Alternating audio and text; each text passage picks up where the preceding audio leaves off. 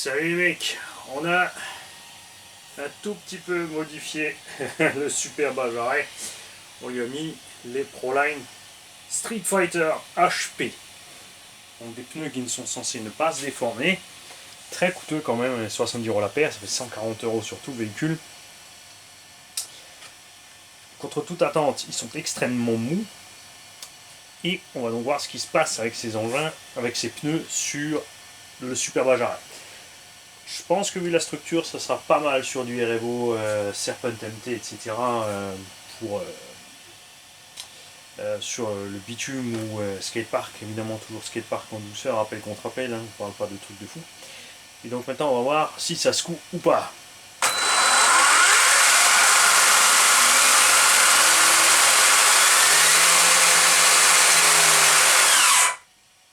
Il n'y a pas de gonflement, tout va bien.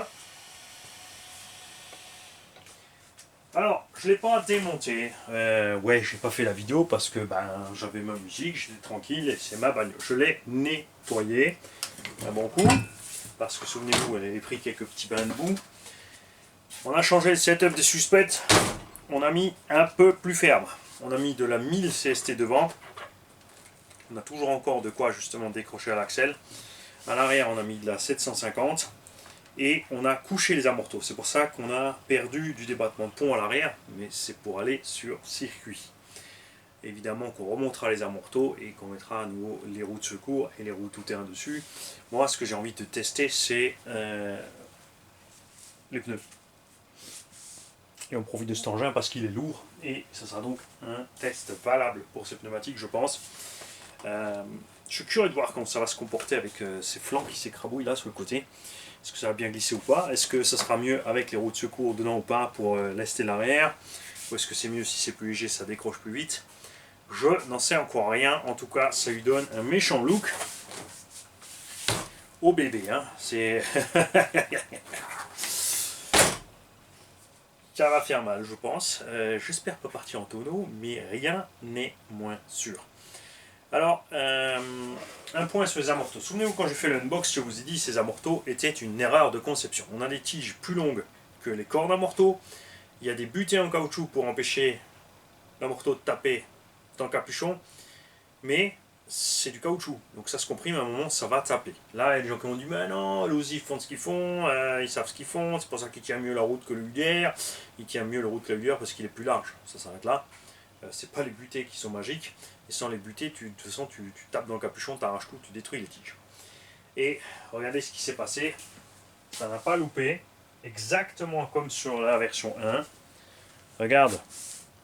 Ouais, c'est super bien calculé, hein, le coup des membranes. Ça tape pas du tout. Il n'y a pas de problème. Ça va pas percuter. L'autre truc, c'est, regardez le volume ridicule de ces membranes. On a quand même, plus un amorto est long, plus la tige est grosse, plus évidemment il faut du volume de compensation. Parce que le volume de la tige d'amorto rentre dans l'amorto, il augmente donc la pression. C'est à ça que ça sert, à compenser. Et à l'inverse, quand il sort, on crée de la dépression, et là, ça aussi, ça va être un peu flexible. Elles sont trop dures. Il y en a une qui était tombée dedans carrément de travers. Bon, les deux sont percées de toute façon, parce qu'elles sont trop dures. Même erreur donc Coralie, avec Obitex sur la série BXR. Ça ne peut pas fonctionner. Il faut impérativement que le corps d'un morteau soit plus long que la tige. Il ne faut pas que la tige puisse aller taper dans la membrane. C'est quelque chose que Traxxas a très bien compris. Ces corps d'un morteau sont plus longs que les tiges. On s'arrête à 1 cm du haut et on a un énorme volume dans le capuchon avec la membrane pour compenser tout le volume de la tige qui rentre dans la morteau. Tous ceux qui ne font pas ça ont un problème puisque soit on a surpression, donc on endommage les joints, on crée des fuites. Moi j'aime bien les monter en sous-pression quand c'est bien étanche, ça va bien. Il y a certaines marques où ça fonctionne à merveille. Il y en a où ça va pas parce qu'ils ne sont pas assez étanches, les amortos, ça passe à travers. La visserie a rouillé un petit peu. Puis sinon on n'a rien de spécial, hein. On a le renfort de cage à l'arrière qui a fait son boulot, on a le petit renfort qui est là pour m'empêcher d'écraser le nez, pour le rentrer ici qui est là derrière, qui fonctionne aussi à merveille. J'ai pas encore reçu le pare-choc avant. On a remplacé donc pour l'instant uniquement ici cette pièce par de l'alu. Moi j'ai eu les premières séries, donc pas de problème avec le pignon principal de boîte. Et je l'ai pas ouvert. on l'a pas fait en vidéo parce qu'il n'a pas encore roulé beaucoup. Toutes les vidéos de run de cette machine sont en ligne, comme toujours. Et il n'y en a pas beaucoup. Je ne sais pas si on est déjà arrivé à une dizaine de packs. Très déçu par la qualité de la carreau. Elle est tellement fine qu'elle s'est découpée ici. Regarde, elle s'est pliée, elle s'est coupée sur les jonctions. Les stickers sont vraiment juste à poser à peine dessus. C'est dommage. Du gâchis. C'est bâclé. Et c'est dommage sur ce type de caisse. Surtout au prix des carreaux. Je pense vraiment qu'ils auraient dû faire comme sur le 5T, c'est-à-dire 3 parties de carreaux. Faire la partie centrale, capot séparé et l'arrière séparé, sachant que les ailes arrière, c'est celles qui morflent le plus en général.